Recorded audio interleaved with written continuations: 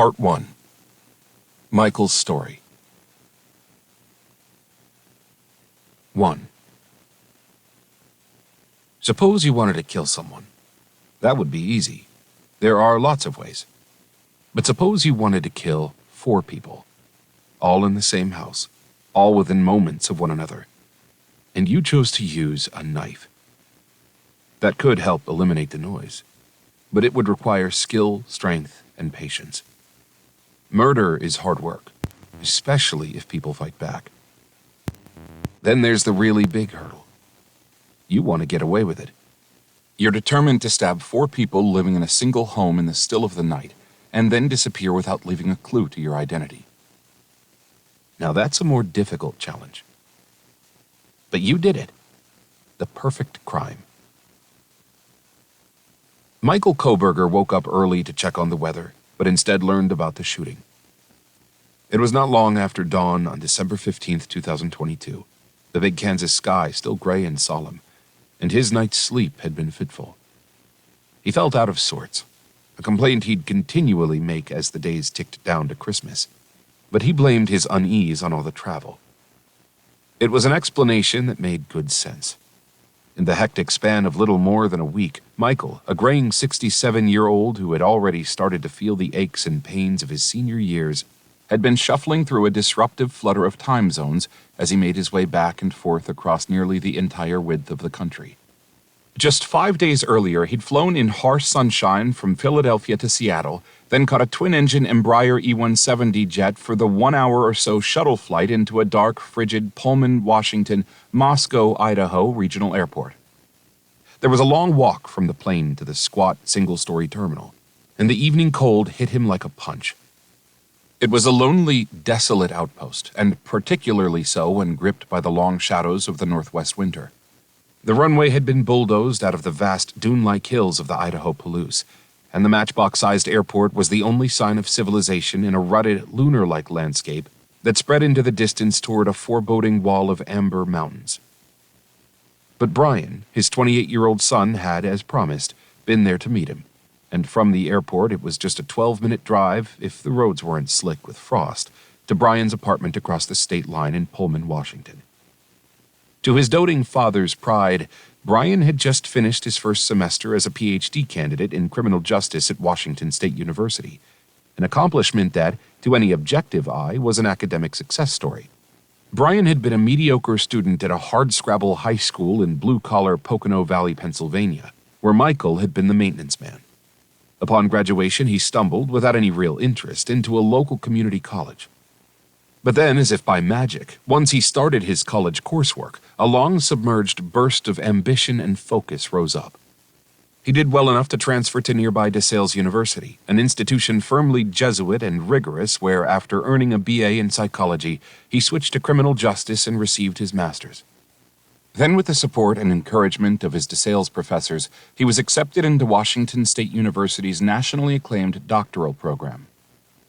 It was the same prestigious university where Michael's sister-in-law, his older brother Clement's wife, had impressed the family by getting a degree in psychology. For Michael, who had never gone to college, this was an astonishment. He had grown up in the rough-and-tumble city streets on the industrial periphery of the Brooklyn Navy Yard, where his father had also been a maintenance man. The fact that his son was well on his way to a doctorate, Dr. Brian Christopher Koberger was how he was already referring to him in a conversation with a mechanic at a local garage just days before he flew to Seattle, was a cause for immense pride. Things he could only have dreamed of would be accomplished by his son. And it was a future that seemed even more remarkable when Michael allowed himself to look back at the painful tumult of Brian's teenage years. Complicated. That was the tactful euphemism that Marianne, his wife for nearly 4 decades, would finally settle on when talking about their son. But Marianne was, Michael knew, always more gentle, always more outwardly caring to their 2 older daughters and young Brian than he was. And after all, patience was part of her job. She was a diligent paraprofessional working with special needs pupils in the Pennsylvania school district where he was the janitor. Yet for Michael, he'd frankly acknowledged to relatives all he had gone through with the boy had thrown him for a loop. It was not just that he had been unprepared to raise such a troubled child, but the cascade of problems were of a sort that was more than he could fathom. He rejoiced that it was all in the past. Or was it? For when pressed, an exasperated Michael would share with his two grown daughters, one a psychologist, the other an aspiring, and aspiring was very much the operative adjective, actress, that there's really no telling what Brian might do next. And that was arguably why he had decided to make the tedious and exhausting trip out to Pullman, Washington, and then, not much more than 24 hours later, turn around as if on a dime to make the even more monotonous and draining car ride back across the country with Brian as his son returned to the family home in Albrightsville, Pennsylvania, for the month-long winter break. He wanted to show Brian that he cared. He wanted to make up for all the hostility that had erupted from both their corners during the trying years. And, not least, he wanted to see what was up with his son. The past 5 months had been the longest period that Brian, in all his 28 years, had been away from home, and his father wanted to gauge how the boy had handled things. He wanted to explore close up which version of himself Brian, who had shown himself to be a master of disguise, was now presenting to the world. 4 long days trapped shoulder to shoulder in the nearly claustrophobic confines of a Hyundai Elantra as they made the 2,500-mile journey promised the sort of proximity that could be filled with revelations. Yet right from the start, Michael felt that something was up. They had started to argue, and the sheer scale and intensity of his son's objections threw Michael for a loop. He felt ambushed by the force of Brian's anger. The issue under heated debate was the route home. In the weeks before heading off from Pennsylvania, Michael had done his homework. Sitting at the computer console that was perched as usual on the kitchen table, he did a series of Google searches. The quickest, most logical drive, he discovered, was pretty much a straight line. They should plow east across the country along I-90. He had shared this itinerary with his son in a phone call around Thanksgiving, and Brian had breezily agreed with the reasoning. Only now that they were about to drive off from his son's Spartan single-room apartment in Pullman, Washington, Brian had kicked that plan to the wayside. Instead, he insisted that they button-hook south through Colorado, where they'd then pick up I-70. It was an itinerary that made little sense to Michael. For one thing, Colorado in mid-December was snow country. There was no telling when a storm might suddenly come blowing down from the Rockies. And if weather came in, it'd be rough going in Brian's 7-year-old Hyundai Elantra. Without four-wheel drive, you'd be slipping and sliding all over the road. And for another, it was a longer route. Even if they got lucky and didn't cross paths with a snowstorm, it'd still add days to their journey. But the more Michael tried to explain, the more Brian dug in. It was a volatile dialectic that Michael had suffered through too many times in the past. So he surrendered. "You're the boss," he later told people he'd said, deciding to diffuse things.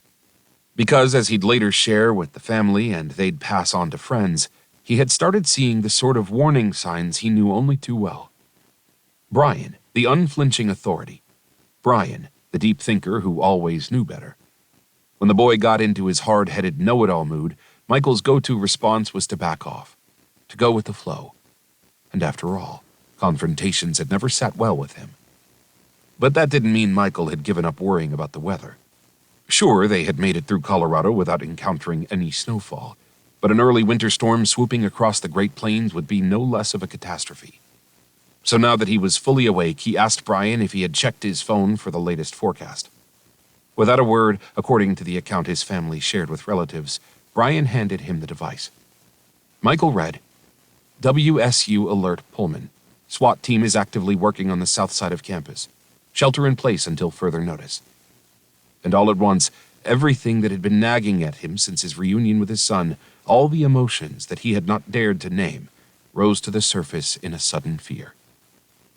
The details, as he would harvest them that morning from the radio news and the internet, were sparse.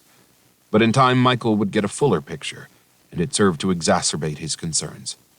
At around 8 o'clock the previous evening at the off-campus coffeehouse apartments, an ugly 3-story complex offering utilitarian student housing that was only a stone's throw from the similarly stark development where Brian lived and Michael had just camped out for an uncomfortable night, a rifle-toting resident had threatened to kill his 2 roommates. The Whitman County Regional SWAT team came in heavy. An 18-ton armored mine-resistant ambush-protected, or MRAP in military parlance, vehicle had lumbered down the snow-dusted Latah Street in the starry night and positioned itself directly opposite the building where the 2 students were held hostage. Painted in big black letters on the tank-like vehicle's khaki-colored hood were the initials JRD. This was a tribute to Deputy Justin DeRozier, a former member of the team. At the same time, it also was a cautionary reminder. DeRozier had been shot dead while checking out nothing more ominous than a poorly parked motorhome. The moral? You never know what's waiting for you out there. 222! The command from the team's tactical leader screeched over the walkie-talkie, and immediately about a dozen heavily armed cops began blocking off the perimeter, keeping returning students and passers-by well clear of the complex. At the same time, officers began hurriedly escorting bewildered students out of the building into the wintry night. A makeshift shelter had been hastily set up in Beasley Coliseum, a university athletic arena. By now, a negotiator had gotten through to the apartment on a phone line. The gunman identified himself as Brent Kopacka, and he was talking a mile a minute, and not much that he said made any sense. All the negotiator could make out was panic, rage, and chaos. The cursory bio the sheriff's office had pulled together on Kopacka pushed the threat level up another notch. He was a 36-year-old former U.S. Army paratrooper who had served in Afghanistan. He returned with a Purple Heart, a traumatic brain injury, and a tormenting case of PTSD he'd been trying to shake off for the past 16 years. The last time the local cops had encountered Kopacka, he had been belligerently arguing with a voice rising up from under a manhole cover. The resigned mood among the frontline SWAT officers held that things could very quickly go from bad to worse, and the team had better move in while there was still hope of getting the hostages out alive. But as the SWAT leader was poised to issue the go order, the two hostages walked out of the building. Kopacka had told them to get the hell out before he changed his mind. And just like that, the team exhaled. The cops fell back, taking cover behind the bulk of the MRAP or crouching low in the heavy shadows cast by the wall of interconnected apartment buildings. They'd wait and let the negotiator talk the guy down. Then the shooting started. From the second-floor window, Kopacka began firing a long-barreled weapon toward the MRAP. When a bullet found its mark, the ping off the armor plating echoed sharply through the taut night. And Kopacka was ranting. Angry, largely incoherent messages boomed out. Things had gone beyond reason. The order came to open fire, and now the tree-lined college town streets crackled with the echoes of battle. The firefight went on with sporadic intensity for a while, but before dawn a decision was made. 7 hours was enough. Things had to be resolved before students headed to class. "Take him out," the SWAT commander ordered at about 4 a.m. Had there been any thought about firing tear gas through the apartment's window? A volley of stun grenades? Or simply playing things long, letting the decorated Army veteran continue firing until he ran out of either ammunition or rage? The answers to those questions remain hidden in the Palouse Area Law Enforcement Critical Investigation Response Team report that was finally filed 6 months later and immediately stamped confidential. All that is a public certainty is that in the instant after a two-handled metal battering ram smashed open the plywood apartment door, a SWAT team sergeant stormed in and shot the rifle-toting Brent Kopacka dead. That was, at least in its broad, unsettling strokes, the story that Michael had pieced together from news reports as he drove across Kansas in the brisk morning with his son. And it made his blood run cold.